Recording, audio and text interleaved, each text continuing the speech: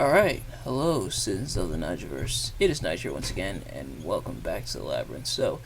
Because it is episode 65, I have therefore a special episode, because every fifth episode is a special episode. And same for System Shock Radio. In fact, the one I have for System Shock Radio is sure to be an interesting one. Here, I am reading from Aesop's Fables. Now, Aesop's Fables is a lot of stories I used to read all the time when I was younger, and using what Aesop did was used characters and kind of their personalities and everything in order to teach lessons, to teach life lessons about everyday stuff. And it's lessons that I feel like are important, obviously, for kids, which is kind of what they're marketed towards. But these are lessons that adults can resonate with as well. And some adults, admittedly, have to be reminded about how these important lessons. But I got 5 fables here, some interesting ones. So without further ado, let's get right into it, reading from Aesop's Fables. So this first one is The Fox and the Grapes. A fox one day he spied a beautiful bunch of ripe grapes hanging from a vine trained along the branches of a tree. The grapes seemed ready to burst with juice, and the fox's mouth watered as he gazed longingly at them. The bunch hung from a high branch, and the fox had to jump for it. The first time he jumped, he missed it by a long way, so he walked off a short distance and took a running leap at it, only to fall short once more. Again and again he tried, but in vain. Now he sat down and looked at the grapes in disgust. "What a fool I am," he said. "Here I am wearing myself out to get a bunch of sour grapes that are not worth gaping for." And off he walked, very, very scornfully. And the fable, not the fable, the moral at the end there is couldn't think of the word there, but the moral at the end here is there are many who pretend to despise and belittle that which is beyond their reach, and that is definitely true. There are plenty of people who, when they don't accomplish something, they kind of write off saying, it's stupid, it's dumb anyway, and give up on it. And sadly, not everything works out, but you can't just write it off and say it's stupid, it's dumb, just because you weren't able to accomplish it. Sometimes it doesn't work out. So don't be upset that you didn't accomplish it. Sometimes it happens where you didn't accomplish it. There's plenty of things that other people have accomplished that I haven't accomplished. But there's things I've done that other people haven't accomplished. But it'd be messed up for me to belittle and try and tear down their accomplishments just because I wasn't able to accomplish it. That's messed up. But yes, that's the important lesson there. This next one is The Fox and the Stork.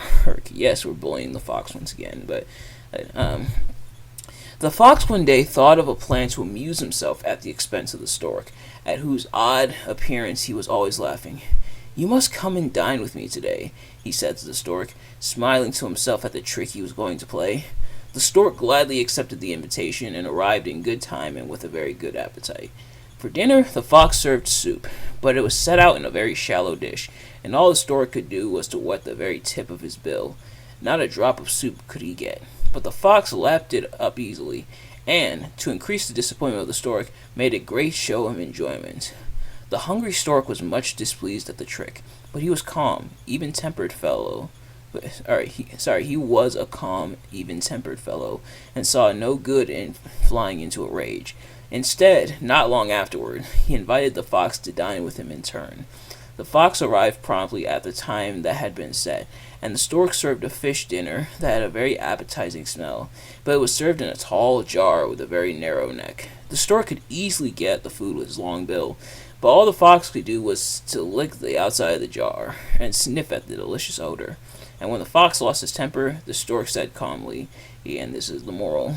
They have the moral at the end on the website that I found them here.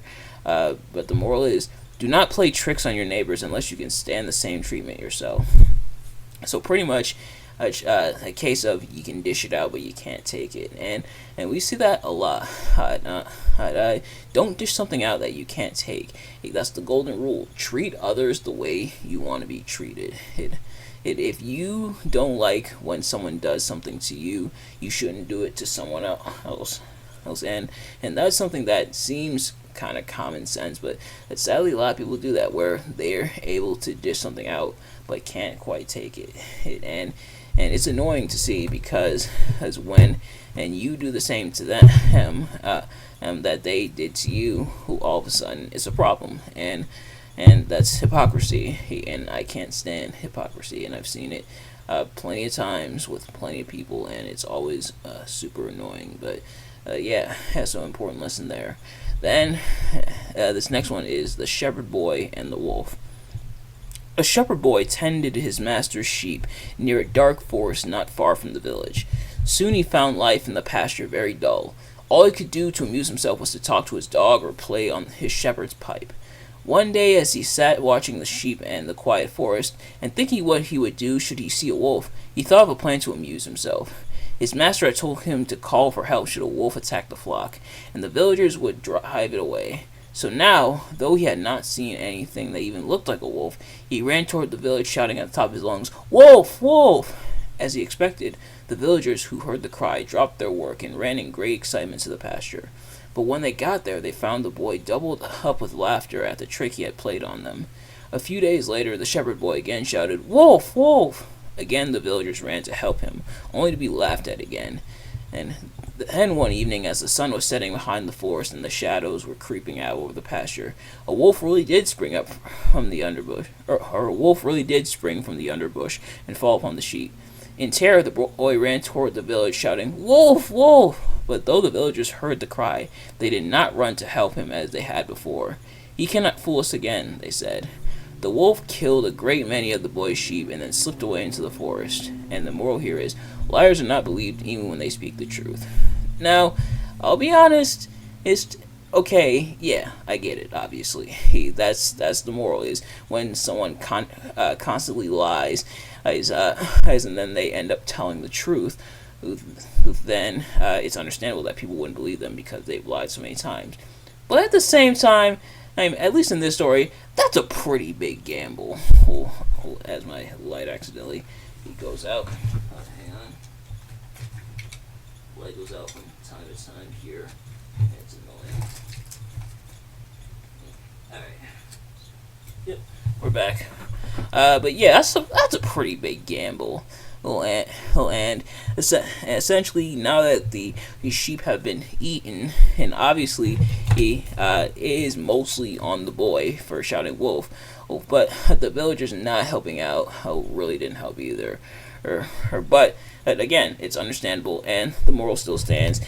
And if you're lying all the time, and then you're actually going to tell the truth, people aren't going to believe you. And some people, even when they lie or like make jokes and stuff, oftentimes you can tell when they're being serious. But when people constantly lie and then they try to say something that has to be believed, normally people aren't going to have the tendency to believe them because they've been lied to before, obviously. But anyway, next up is the ants and the grasshopper. One bright day in late autumn, a family of ants were bustling about in the warm sunshine, drying out the grain they had stored up during the summer, when a starving grasshopper, his fiddle under his arm, came up and humbly begged for a bite to eat. "What?" cried the ants in surprise. "Haven't you stored anything away for the winter? What in the world were you doing all last summer?" "I didn't have time to store up any food," whined the grasshopper. "I was so busy making music that before I knew it the summer was gone." The ants shrugged their shoulders in disgust. "Making music, were you?" they cried. "Very well, now dance." And they turned their backs on the grasshopper and went on with their work. And the moral here is, there's a time for work and a time for play. Now, admittedly, them not giving the grasshopper any food, that is kind of cold. But at the same time, I'm just like the last one. The moral still stands where When it's time to play, it's time to play. When it's time to put in work, it's time to put in work. Work hard, play hard. That's usually how it goes. Let's put in the work now, and you get to reap the benefits later on. And a story I can kind of relate it to is the story of like the wise little hen, or the hen story where she's going through all this work to make bread and nobody wants to help her out. But they want to reap the benefits anyway. You can't reap the benefits unless you put in the work. Or at least it's how it's supposed to go. Now, sadly, not always the case. Sometimes people don't put in the work and still reap some of the benefits, which is messed up. But but normally how it's supposed to go is you put in the work, you reap the benefits. And then finally, this last one is the dog and his reflection. A dog, to whom the butcher had thrown a bone, was hurrying home with his prize as fast as he could go. As he crossed a narrow footbridge, he happened to look down and saw himself reflected in the quiet water as if in a mirror. But the greedy dog thought he saw a real dog carrying a bone much bigger than his own. If he had stopped to think, he would have known better. But instead of thinking, he dropped his bone and sprang at the dog in the river, only to find himself swimming for dear life to reach the shore. At last he managed to scramble out, and as he stood sadly thinking about the good bone he had lost, he realized what a stupid dog he had been. And the moral is, it's very foolish to be greedy. And yeah, the dog obviously lost his bone, which why did you throw your bone in the water? Why did you take your bone with you into the water? Or why couldn't you have just dropped the bone on the bridge and then go after the other bone? Logistically, that is. But again, the moral still stands, where the dog was being greedy, and so he paid for it. He lost his bone because he thought he saw another dog in the water with a bigger bone, which obviously the reflection makes a lot of stuff bigger than it usually is.